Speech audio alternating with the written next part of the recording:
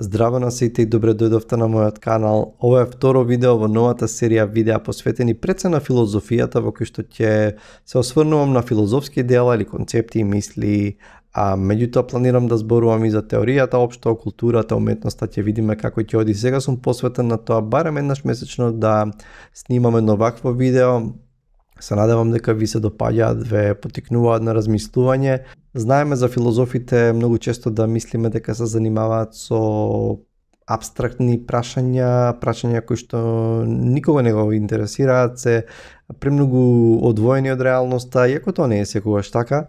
Меѓутоа, мислам дека во ова видео ќе се занимавам со една многу интересна тема, со една многу важна тема, горлива тема која што не засега сите нас.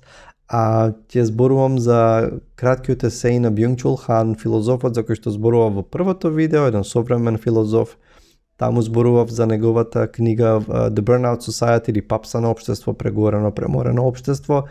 Тука ќе зборувам за неговиот краток есеј со наслов Во дигиталниот паноптикон.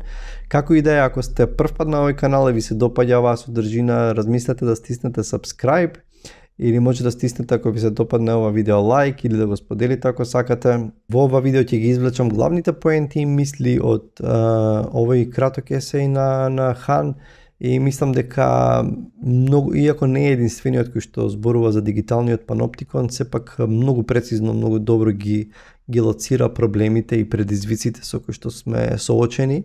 И Хан почнува со тоа што вели дека ние живееме во едно смарт општество или паметно општество, каде што достапни ни се информации или број на информации како никогаш досега, особено преку интернетот. И ако само земеме една апликација типот на Google Maps за пример, која што не е ни толку софистицирана, да речеме, колку што се некои други апликации кои што од вештачката интелигенција, да речеме како ChatGPT и сигурно има многу други, да речеме кои што неодамна го апгрейдува да може да креира дури видеа по наша желба. И ако Google Maps, ако ги земеме и ако треба, не знам, да патувате во некој град и одите таму и да замислиме дека е поголем град и може да се информирате како да одите од едно место до друго, дали е најдобро со трамвај, автобус, не знам, метро, па која е најдобрата линија, како да купите карта, како да ја поништите, колку чини таа карта, кога доаѓа следниот трамвај кој што вас ви треба. Може да кликнете ако ви интересираат ресторани, да ви ги покаже сите ресторани наоколу, какви ревјуси имаат, менито може да го видите, ценовникот може да го видите, дали е лабаво таму во моментот или се доста зафатени, има гужва. Значи буквално информации, ова е само за, например, за патување или за одење во некој град, меѓутоа достапни ни се информации за на многу повеќе полиња и како никогаш претходно. И Хан вели дека работата е што преку, да речеме, со помошта на алатки како што се пред некоја година, тоа беше и можеби неуспешен проект, Google Glasses или сега најново од пред неколку недели Apple Vision, тоа е една нова алатка, исто така тие очила за вештачка интелигенција, и не само со да речеме со такви алатки преку нашите телефони, ние се претвараме во ловци на информации. И ние ќе се подпираме се повеќе на донесување одлуки врз база на тие информации што ни се нудат, со тоа што ќе се претвориме толку фокусирани и обземени, буквално ќе се претвориме во ловци на информации, со тоа што се што е надвор од нашиот видик, што е помалку важно, ќе биде игнорирано, ќе биде надвор од рамките на она што е пред нас. И океј, самите информациите сами по себе тие не се лоши и може да ни бидат полезни. Меѓутоа има еден проблем, и според мене многу сериозен предизвик. Тој вели дека контемплацијата, останување на подолго време размислувајќи за нешто, промислувањето, доаѓањето до заклучоци преку размислување за кое што е потребно време, кое што е нешто сосема човечко, ние ќе го замениме со буквално со тој лов на информации, ќе ги базираме нашите одлуки врз тие базирани на тие информации. Меѓутоа, да речеме, наместо да, не знам, кога имате некоја животна одлука, сакате да донесете некоја одлука и ако сакате да се посоветувате, да речеме, со, не знам, вашите најблиски, родителите, семејството, не знам, партнерот, пријател, некој вашиот психолог, духовник, од кого и да барате совет за некоја животна одлука, веќе нема да се подпираме на тој процес, затоа што тој процес бара време, туку барајќи брзина, ние ќе се потпираме на информациите кои што ни ги дава, ги добиваме онлайн. За слично вакво нешто зборува и Ноа Јувал Харари во Homo Deus, каде што вели дека има луѓе што се раѓаат буквално, се раѓаат во оваа паметна ера и целиот нивни живот всушност е од нивното раѓање оставени се дигитални отпечатоци, дигитални траги всушност, и таму дава еден малку и суров студен пример за тоа како еден ден всушност човек ќе порасне и треба да донесе одлука, пример како да избере партнер или работа, и всушност самиот систем всушност подобро те познава, затоа што сите твои избори биле следени, сите твои одлуки, преференции, се што, не знам, медицински извештаи, алергии, не знам, се што е поврзано има дигитален отпечаток, и всушност самиот систем те познава подобро отколку што се познаваш самиот ти, и тука веќе нема место да се водиш од интуиција или да го следиш срцето што ти вели. Значи, такви некои нешта, туку се подпираш на чисти информации кои што се базирани се на реалноста, и тие се вистински информации, меѓутоа дали вреди да се заобиколи тој процес на длабоко размислување, на внатрешна борба, можеби сомнежи, едноставно водство на да бидеме водени од интуицијата, и тоа е еден сериозен предизвик. Според Бјунг-Чул Хан, интернетот создава едно прозирно општество, и ќе видите што се подразбира под прозирно општество. Меѓу прозирното општество и општеството на надзор, општеството на контрола, кој што се обидува да не контролира од надвор, речиси да нема разлика според него. И под општество на надзор се подразбира општество во кое контролата доаѓа од надвор, нели, во кој државата ни врши надзор, ја следи нашата кореспонденција, не прислушува, нешто карактеристично за тоталитарните општества. Иако денес тоа исто може да се случува, и тоа е така малку посуптилно. И прозирното општество, од друга страна, е општество во кој што секој чекор што го правиме, секој клик со маусот може да биде реконструиран. Ние оставаме дигитални траги насекаде. Така што целиот наш дигитален хабитус е фатен онлайн. И не сме контролирани од надвор, значи никој не се заканува, никој не следи, никој не контролира од надвор, туку и ние самите не се обидуваме да ја криеме приватноста, туку оставаме намерно, свесно оставаме трага и се изложуваме, нели, и пред другите, и ја изложуваме нашата приватност и интимност за да биде забележена таму и да биде забележена како во дигиталниот свет. Според Хан, големиот брат сега е заменет со големата дата, големата база на информации. И тој вели дека тоа наликува на еден дигитален паноптикон. И еве сега доаѓаме до паноптиконот. Идејата за паноптиконот, што доаѓа од грчкиот збор паноптес, што значи се гледачко, доаѓа од британскиот филозоф Джереми Бентам, кој во 18 век дизајнира еден затвор, кој што е во кружна форма. Ќелиите гледаат, затвореничките ќелии гледаат навнатре, а во средината има една наблюдувачница во која што стојат стражарите, и таа е кружна, со тоа што се создава едно чувство дека секој од затворениците може да биде наблюдуван во таа кула сите истовремено, иако нормално тоа не е можно, меѓутоа се создава такво чувство да затвореникот знае дека може да биде наблюдуван, меѓутоа тој не може да ги види стражарите. И со цел да бидат дисциплинирани, затворениците се изолирани едни од други, забрането им е да зборуваат.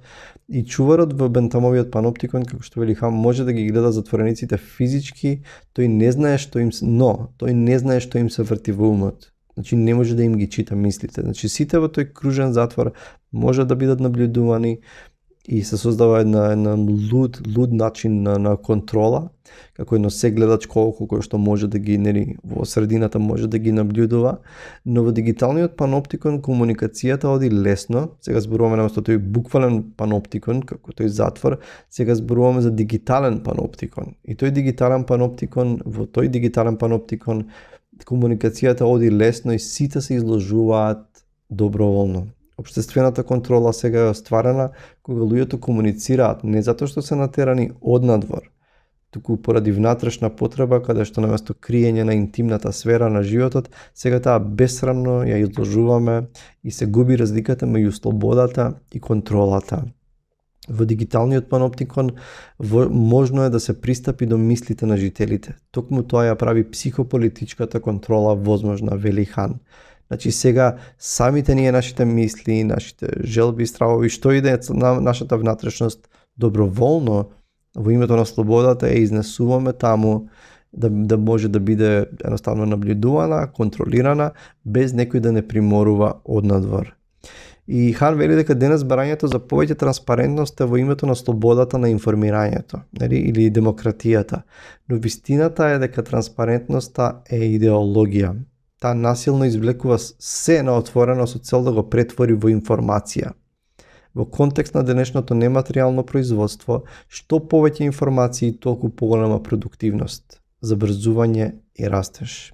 Таинственоста, другоста, тие представуваат пречки за безграничната комуникација.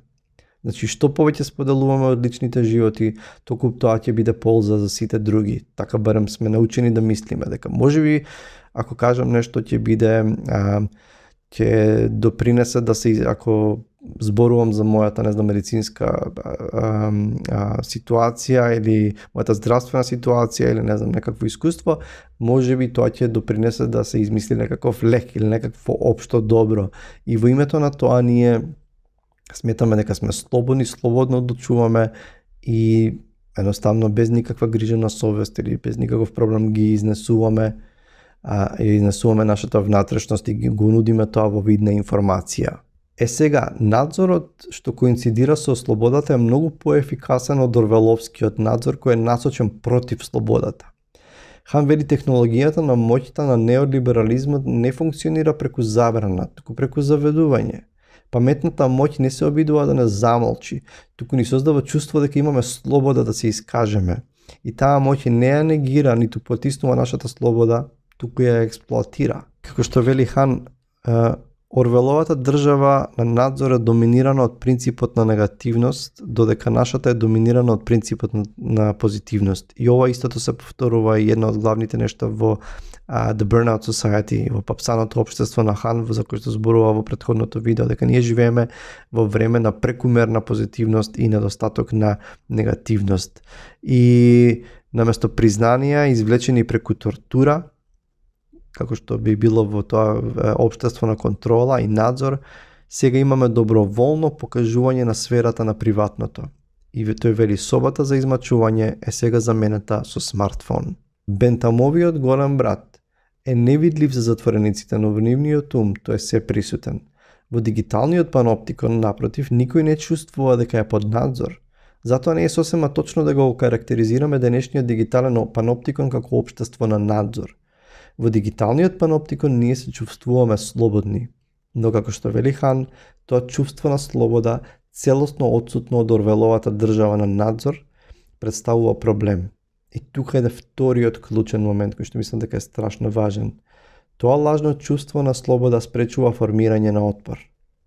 Тоа постојано ловење на информации и привидното чувство на слобода при споделувањето на нашиот внатрешен свет преку дигитални траги не хипнотизира и неутрализира во нас секаков отпор.